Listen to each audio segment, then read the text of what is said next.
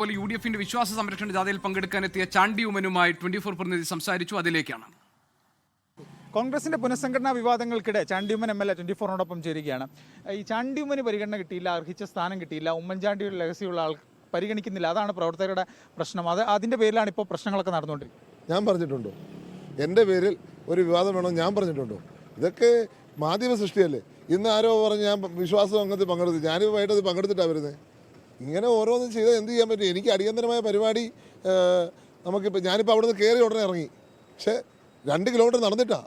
കാരണം കയറി ഉടനെ ഇറങ്ങാൻ കാരണം എനിക്ക് പരിപാടിയുണ്ട് ഏറ്റുമാനൂർ. ഞാൻ ഓൾറെഡി കമ്മിറ്റ് ചെയ്ത് 6:00 എത്താമെന്ന് പറഞ്ഞ പരിപാടിയാണ്. അതുകൊണ്ടാണ് നിങ്ങളോട് പോലും ഞാനിപ്പം ചെറിയ എക്സ്ക്യൂസ് എടുത്ത് പോകുന്നത്. പുനഃസംഘടനയിൽ ഒരു അതൃപ്തിയും ഇല്ല.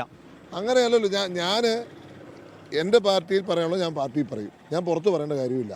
പാർട്ടി പറയാനുള്ളത് ഞാൻ പാർട്ടി എന്നോട് ചോദിച്ച സമയം ഞാൻ പറയും. ഈ KC വേണുഗോപാലിന്റെ നേതൃത്വത്തിൽ ചില ആളുകളൊക്കെ വെട്ടിയൊതുക്കാനുള്ള ഒരു ശ്രമം അങ്ങനെ നടക്കുന്നുണ്ടോ? KC വേണുഗോപാൽ എന്ന് പറഞ്ഞാൽ ഞങ്ങളുടെ എല്ലാവരുടെയും നേതാവാണ്. ഈ പാർട്ടിയുടെ അഖിലേന്ത്യാ നേതാവാണ്. ഈ പാർട്ടിയെ ഇന്ത്യയിൽ BJPക്കെതിരെയുള്ള പോരാട്ടം നയിക്കുന്ന നേതാവാണ്. അദ്ദേഹം ആരെയും വെട്ടി ഒതുക്കാറില്ല, ഒതുക്കിയിട്ടുമില്ല. എന്നെ സംബന്ധിച്ച് അദ്ദേഹം ഏറ്റവും വലിയ നേതാവാണ് എൻ്റെ ജീവിതത്തിൽ. ഈ അബിൻ വർക്കിക്ക് അധ്യക്ഷ പദവി ലഭിക്കും, യൂത്ത് കോൺഗ്രസ് അധ്യക്ഷ പദവി ലഭിക്കാതെ ക്രൈസ്തവനായതുകൊണ്ട് അങ്ങനെ ഒരു ആക്ഷേപമുണ്ടോ? ആരെ ഈ ജാതി മതമൊക്കെ പറയുന്നു ഇവിടെ?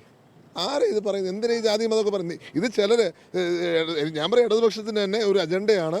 ഇഷ്യൂ ഇല്ലാത്ത ഇഷ്യൂ സെറ്റ് ചെയ്ത് അവർക്കെന്താ ശബരിമല മറക്കണം. ഈ ശബരിമല പോലെ ഇത്ര വലിയ വിശ്വാസ സംഗമം നടക്കുമ്പോൾ ഇതാണോ ഞങ്ങളുടെ വിഷയം? ഞങ്ങളുടെ വിഷയം ശബരിമലയിൽ നടന്ന സ്വർണ്ണ കൊള്ളയാണ്. ആ കൊള്ളക്കെതിരെയാണ് ഞങ്ങളുടെ. ചാണ്ടിയുമ്മൻ MLA ആണ് 24നോടൊപ്പം ചെയ്യുന്നത്. അദ്ദേഹത്തിന് പുനഃസംഘടനയുമായി ബന്ധപ്പെട്ട് ഒരു അതൃപ്തിയുമില്ല, എല്ലാം മാധ്യമ സൃഷ്ടിയാണ്. ഇതിന് പിന്നിൽ CPMന്റെ ഗൂഢാലോചനയുണ്ടെന്നും കൂടി ചാണ്ടിയുമ്മൻ പറഞ്ഞു വെക്കുകയാണ്.